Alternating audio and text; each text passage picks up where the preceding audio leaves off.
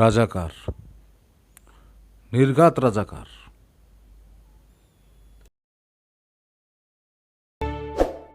থেমে থেমে জ্বলে ওঠা হিন্দু মুসলিম সংঘাতের 200 বছরের ইতিহাস, কখনো গুজরাট কখনো দিল্লি। হিন্দুরা মারছে আর মুসলমানেরা মরছে। বাঁচা মরার এই লড়াইয়ের মধ্য দিয়ে কাটছে ভারত উপমহাদেশের হিন্দু মুসলিম দ্বিজাতীয় সম্পর্ক।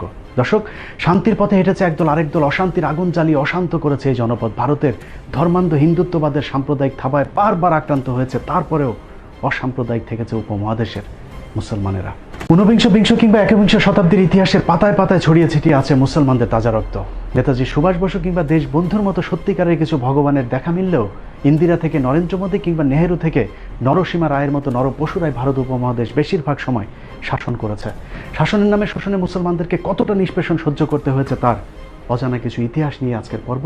আপনাদের সাথে আছি আমি ইলিয়াস হুসাইন।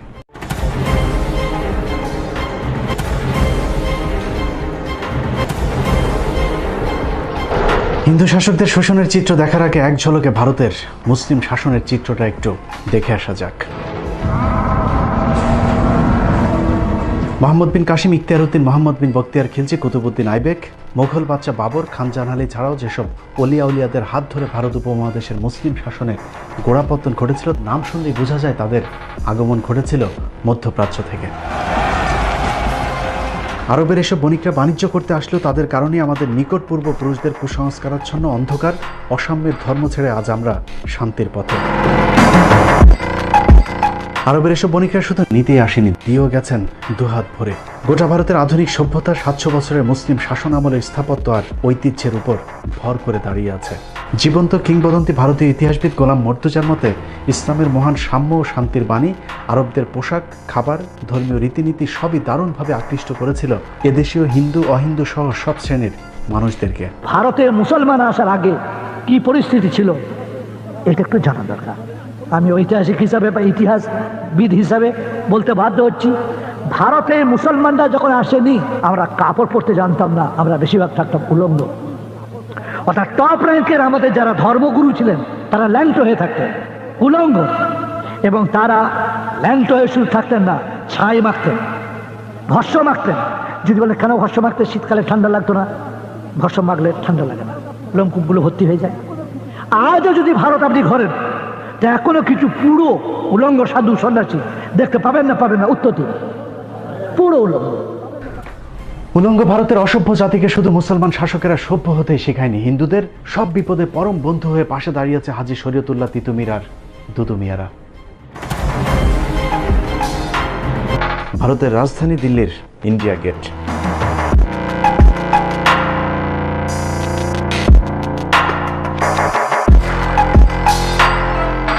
ভারতীয় ইতিহাসের সাক্ষী ইন্ডিয়া গেটের বুক জুড়ে খোদাই করা আছে প্রায় 92,353 জন শহীদের নাম, যার মধ্যে মুসলিম শহীদের সংখ্যা প্রায় 62,945 জন। তারপরেও ইতিহাস বিকৃতির মধ্য দিয়ে মুসলিম নায়কদেরকে হিন্দুদের চোখে সবচেয়ে খলনায়ক বানানো হয়েছে। কথায় কথায় উগ্র হিন্দুরা যাদেরকে পাকিস্তানে চলে যাবার কথা বলে, সেই মুসলিম বীরদের বীরত্বের চিত্রটা দেখলেই পরিষ্কার হয়ে যাবে আসলে ভারত উপমহাদেশে মুসলমানদের অবদান কি। বাংলার যে স্বাধীন নবাবের সময় ভারত পরাধীন হয়েছিল তিনাকে দিয়ে শুরু করি। ভারতের স্বাধীনতা রক্ষায় প্রথম শহীদের নাম নবাব সিরাজউদ্দৌলা, যিনি একজন মুসলিম। মির্জাফরের বিশ্বাসঘাতকতায় 1757 সালের 23শে জুন পলাশির যুদ্ধে নবাব সিরাজউদ্দৌলার পতনের পর যিনি ইংরেজদের বিরুদ্ধে প্রথম অস্ত্র হাতে তুলে নিয়েছিলেন তিনি মীর জাফরেরই জামাতা মীর কাসিম, তিনিও একজন মুসলমান। 1764 সালে বক্সারের যুদ্ধে মীর কাসিমের পরাজয়ের মধ্য দিয়ে মুসলিম শাসনের পরিসমাপ্তি ঘটে, আর সেই সাথে ডুবে যায় ভারত উপমহাদেশের স্বাধীনতার শেষ আলোটুকু।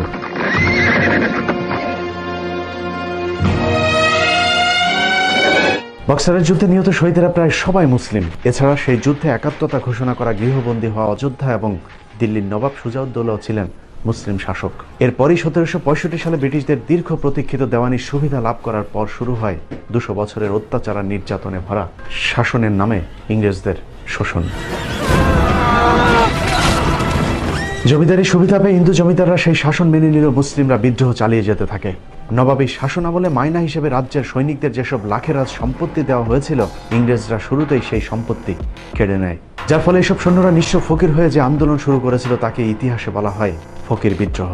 বাংলার জীবন্ত ইতিহাস শেরে বাংলা বইয়ের 44 পৃষ্ঠায় উল্লেখিত তথ্য অনুযায়ী ফকির বিদ্রোহে মোট 83,000 মুসলিম সৈন্য অংশ নিয়েছিলেন। মুসলিম শাসকদের নামে মাত্র খাজনার পরিবর্তে কোম্পানির অস্বাভাবিক খাজনা বৃদ্ধির ফলে দিশেহারা হয়ে ভারতের কৃষকেরা কৃষক আন্দোলন শুরু করেন। থেমে থেমে 1800 সাল পর্যন্ত চলা তীব্র সেই আন্দোলনের মূল নেতৃত্বে ছিলেন ফকির মজনু শাহ, চেরাগ আলী, মুসা শাহ, শের আলী, যাদের সবাই প্রায় মুসলমান। 19বিংশ শতাব্দীর শুরুতেই শুরু হয় হাজী শরীয়তুল্লাহর ফরায়েজি আন্দোলন। তিনার মৃত্যুর পর তার সুযোগ্য পুত্র হাজী মোহাম্মদ মহসিন ওরফে দুদু মিয়া ফরায়েজি আন্দোলনকে আরও বেগবান করেন। তবে হিন্দু জমিদারদের সহায়তায় ইংরেজদের ব্যাপক দমন পীড়নে সেই আন্দোলনও খুব বেশি দূর যেতে পারেনি। মুসলিম আত্মত্যাগের আরেক বীর শহীদের নাম তিতুমির। 1831 সালের 19 নভেম্বর বারাসাত জেলার নারকেল বাড়িয়ায় ঐতিহাসিক বাঁশের কেল্লায় শহীদ হন তিতুমির সহ তার সঙ্গীরা। তিতুমির শহীদ হওয়ার পর একই সালের মে মাসে শুরু হওয়া ওয়াহাবি আন্দোলনের পরিসমাপ্তি ঘটে বালাকোটে সৈয়দ আহমেদের শহীদ হওয়ার মধ্য দিয়ে। বন্দুকের গুলির কার্তুজে গরু ও শূকরের চর্বি ব্যবহারের প্রতিবাদে 1857 সালের 29 মার্চ সিপাহী বিদ্রোহ শুরু হয়, যার নেতৃত্বে ছিলেন মুঘল বাদশাহ দ্বিতীয় বাহাদুর শাহ। বিদ্রোহের অপরাধে বাহাদুর শাহকে বর্তমান মিয়ানমারের রেঙ্গুনে নির্বাসিত করা হলেও বিদ্রোহ থামেনি, বরং যুদ্ধ আরও বেগবান হয়েছে। অনেক ইতিহাসবিদের মতে 1857 সালের সিপাহী বিদ্রোহ ভারত উপমহাদেশের প্রথম স্বাধীনতা যুদ্ধ। কিন্তু হিন্দু জমিদারদের গাদ্দারির কারণে পরাজিত হতে হয়েছে স্বাধীনতার সেই যুদ্ধেও। হিন্দু জমিদারেরা বিভিন্ন জায়গায় স্বাধীনতাকামী মুসলমানদেরকে ধরে ইংরেজদের হাতে তুলে দেয়। জমিদারদের সহায়তায় তৎকালীন পূর্ব বাংলায় নেতৃত্ব দেওয়া মুসলিম বীর সিপাহী রজব আলীকে তার বাহিনী সহ গণফাঁসি দেওয়া হয়, যার প্রমাণ এখনও ঢাকার বাহাদুর শাহ পার্কে গেলে পাওয়া যাবে। এছাড়া ব্রিটিশ বিরোধী প্রতিটি আন্দোলনে মুসলিমরা সামনে থেকে নেতৃত্ব দিয়েছেন। তারপরেও ভারতের স্বাধীনতার জনক কোনো মুসলমানকে করা হয়নি, বরং সেই উপাধি দেওয়া হয়েছে মহাত্মা গান্ধীকে, যিনি 1916 সাল পর্যন্ত ভারতেই ছিলেন না। আর এখনকার হিন্দু নেতারা তো বলে বেড়াচ্ছেন মুসলমানদের কোনো বাঁচার অধিকারই থাকতে নেই। We know where the Muslim population is large, there's always trouble because the Islamic ideology says so. If Muslims become more than 30%, that country is in danger. সেই সময়ের সিপাহী বিদ্রোহে কত মানুষকে হত্যা করা হয়েছে এবং তারা কারা ছিলেন, তাদের পরিচয় কি, তাদের ধর্মীয় পরিচয় কি, ইতিহাস বলছে যে তাদের মেজর অংশ, তাদের বেশিরভাগ অংশ ছিল মুসলিম। আজকের মুসলমানদেরকে বলা হয় তোমাদের কোনো অবদান নেই। এই বিকৃত ইতিহাস সম্পর্কে দেশবাসীকে সাবধান থাকতে হবে। কখনো কি চিন্তা করেছেন সম্রাট বাবর, শাহজাহান আর আওরঙ্গজেবদের 700 বছরের শাসন আমলের পরেও কেন হঠাৎ করেই মুসলমানদের এত অধপতন হলো, আর কেনই বা হিন্দুদের অস্বাভাবিক এমন উত্থান হলো ভারতবর্ষে? 1757 থেকে 1857, 100 বছর ইংরেজরা মেরেছে, মুসলিমরা মরেছে।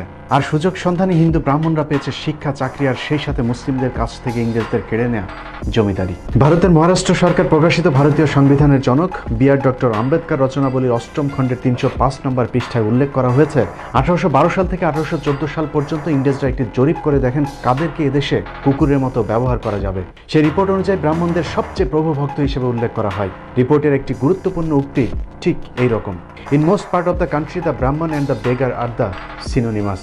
অর্থাৎ ব্রাহ্মণরা এতটাই তেলবাজ ছিল যে তাদেরকে ভিক্ষুকের সাথে তুলনা করা হয়েছিল। এভাবেই কুকুরের মতো হিন্দুরা ইংরেজ মনিবদের কাছে যেতে থাকে, আর মুসলমানদের সাথে ইংরেজদের বাড়তে থাকে দূরত্ব। কিন্তু ব্যাক টু ব্যাক মুসলিম বিদ্রোহে দিশেহারা ইংরেজরা চিন্তা করলো ভারতের টিকে থাকতে হলে মুসলমানদেরকে শিক্ষা ও চাকরিতে টানতে হবে।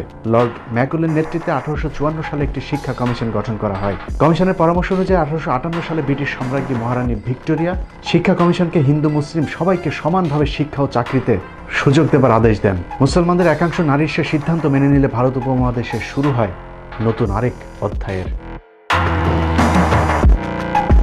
মুসলিমরা যখন হিন্দুদের স্বার্থপরতা বুঝে নিজেরাও শিক্ষা, চাকরির সুবিধা নিতে রাজি হয়, তখনই একে একে বের হতে থাকে হিন্দুদের আসল হিংসাত্মক চরিত্র। বিদ্যালয়গুলোতে মুসলিম ও নিচু বর্ণের হিন্দুরা পড়াশোনা করতে চাইলেও সেখানে বাধা দেয় হিন্দু ব্রাহ্মণরা। গাঞ্জা খাই কুল পাই না, লেখাপড়া করবো কোন সময়?